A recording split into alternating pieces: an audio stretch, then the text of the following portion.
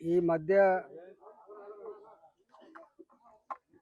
మధ్య కాలంలో 40 ఏళ్ల క్రితం 50 ఏళ్ల క్రితం లేఅవుట్లు చేయబడితే భూములు కొనుక్కున్నటువంటి ప్రజలకి ఇవి దేవాలయ భూములని, ఇవి అసైన్మెంట్ భూములని, ఇవి బఫర్ జోన్ ల్యాండ్స్ అని చెప్పి కూలగొట్టేటువంటి దుర్మార్గాన్ని కుడిగట్టింది.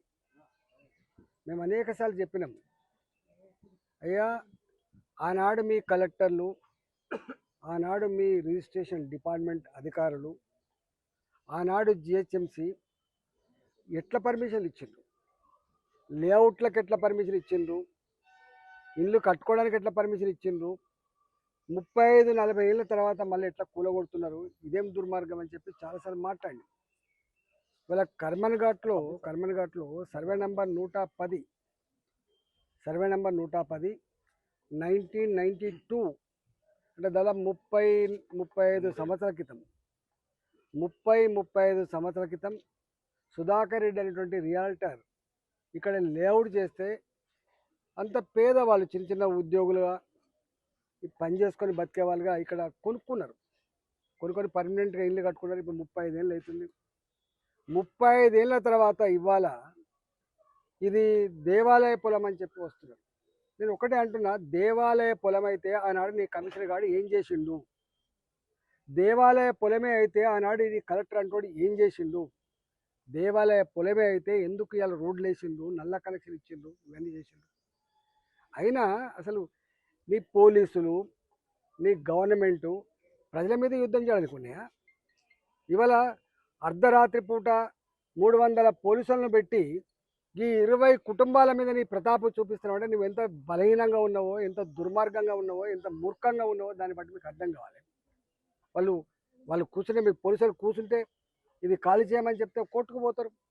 ఇవాళ ప్రభుత్వపరమైన భూములు ఆక్రమించుకోవాలని మేము చెప్పట్లేదు, దేవాలయ భూములను కబ్జా పెట్టాలని చెప్పి మేము కోరుకోవట్లేదు.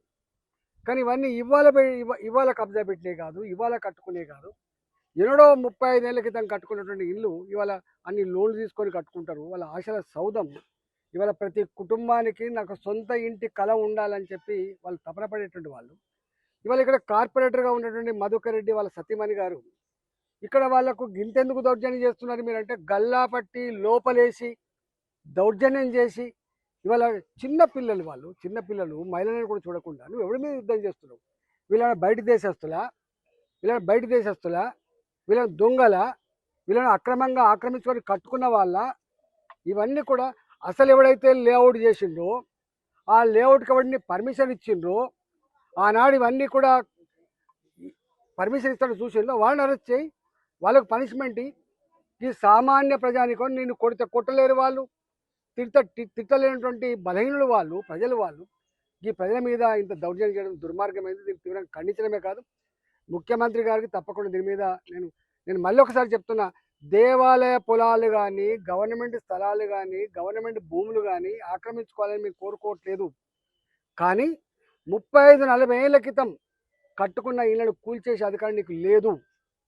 ఆనాటి ముఖ్యమంత్రి కంటిన్యూషనే ఇవాళ ముఖ్యమంత్రి, ఆనాటి కలెక్టరే ఇవాళ కలెక్టర్ కంటిన్యూషన్ ఉంటుంది. మనుషులు మారుతుండొచ్చు కానీ కలెక్టర్ పోస్ట్ ఉంటుంది, ముఖ్యమంత్రి పోస్ట్ ఉంటుంది, ప్రభుత్వం ఉంటుంది. ఈ మాత్రం కూడా సోయి లేకుండా, ఈ మాత్రం తెలివి లేకుండా పేదల మీద ఇంత దౌర్జన్యం చేసి దొంగల్లాగా మొత్తం సామాన్లని బయటేసి చిన్న పిల్లలని కూడా చూడకుండా ఇళ్లకు తాళాలు వేసి స్టిక్కర్లు వేసి ఇలా వాళ్ళ దుఃఖాన్ని కళ్ళ చూసేటువంటి దుర్మార్గమైన ప్రభుత్వం ఇది మంచిది కాదు. రేవంత్ రెడ్డి గారు దీని మీద ఇవాళ ఇంటెలిజెన్స్ వ్యవస్థ ఉంటుంది, పోలీసులను పంపి దీని కారకులు ఎవరో వాళ్ళని అరెస్ట్ చేసే ప్రయత్నం చేయి. తక్షణమే వాళ్ళకు ఒక ఉపశమనం కలిగించాలని చెప్పి నేను డిమాండ్ చేస్తాను.